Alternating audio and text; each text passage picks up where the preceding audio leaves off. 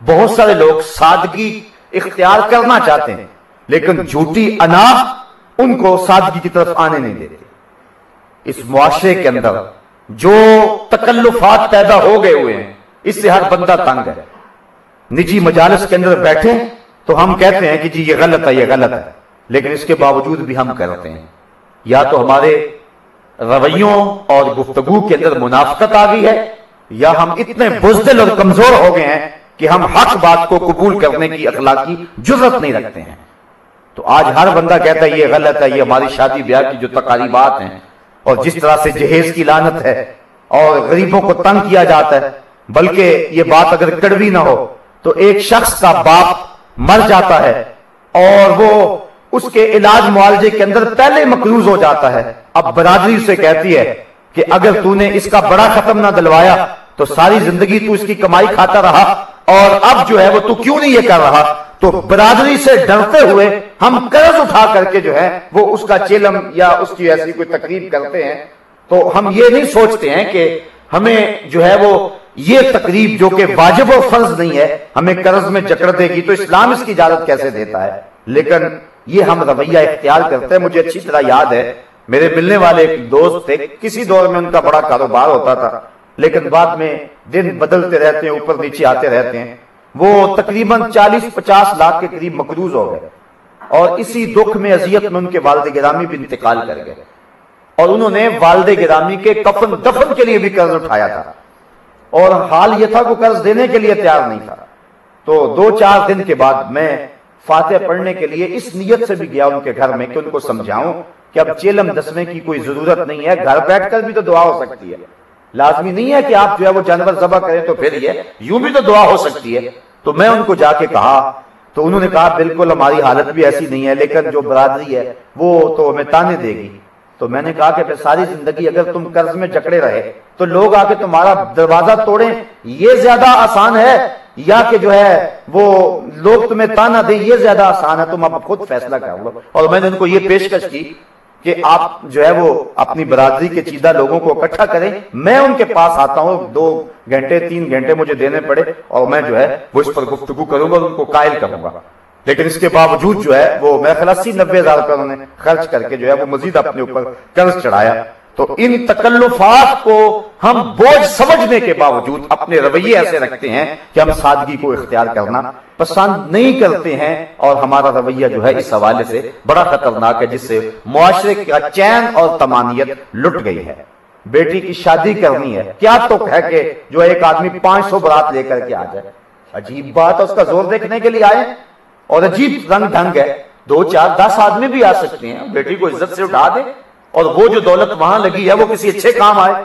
تو سادگی اگر کسی معاشرے کے اندر پیدا ہو جائے، بلکہ ایک روایت ہے حضور علیہ السلام نے فرمایا اگر تم میانہ روی اختیار کر لو تو کبھی کنگال نہیں ہوگے، یعنی معیشت کی بہتری کا تیر بہدف نسخہ ہے کہ تم اپنی زندگی کے اندر اعتدال پیدا کر لو، اور ایک معاشرت کا اس سے حسن پیدا ہوتا ہے۔ اور دوسری بات خندہ پیشانی، اور وہ کل روایت میں نے آپ کے سامنے رکھی کہ حضور نے فرمایا لا تحتقرن من المعروف ولو ان تلق اخاک بوجہ طلق، کہ نیکی کو کبھی بھی تم چھوٹا نہ سمجھنا اگرچہ تم اپنے مومن بھائی سے ہنس کر کیوں نہیں ملتے ہو۔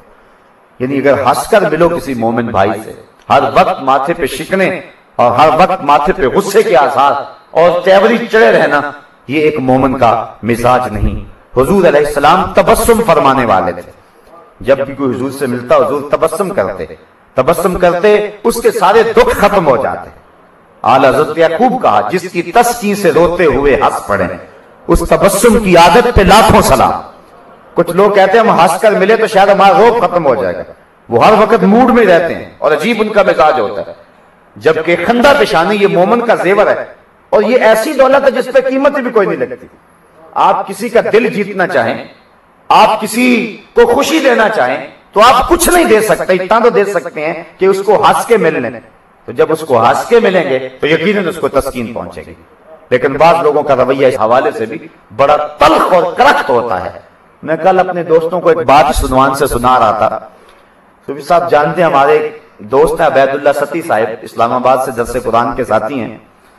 ایک دن یہی بات ہو گئی کہ بعض لوگ بڑے ہر وقت غصے میں رہتے ہیں، وہ درود بھی پڑھ رہے ہوں پھر بھی غصے میں ہوتے ہیں.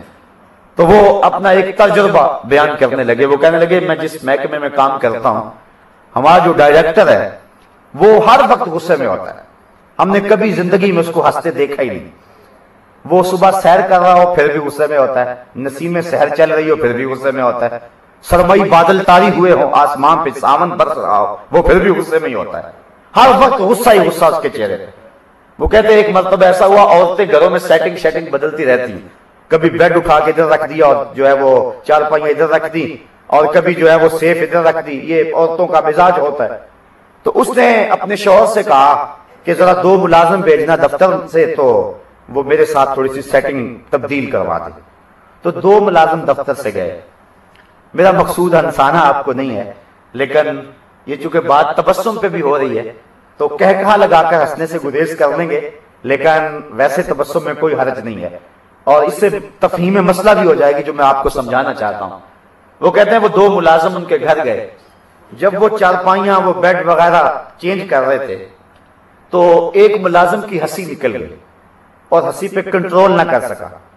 بیگم صاحبہ کو پریشانی ہوگی کہ پتہ نہیں یہ کس وجہ سے ہنس رہا ہے. اس نے پوچھنا شروع کر دیا کہ آپ کیوں ہنسے ہیں؟ وہ کہنے لگا بس مجھے کوئی بات یاد آ گئی تو میں بس اس وجہ سے ہنس رہا ہوں. لیکن اس کو پریشانی تھی، وہ بار بار پوچھتی. اس نے کہا اگر جان کی امان چاہوں تو بات یہ ہے کہ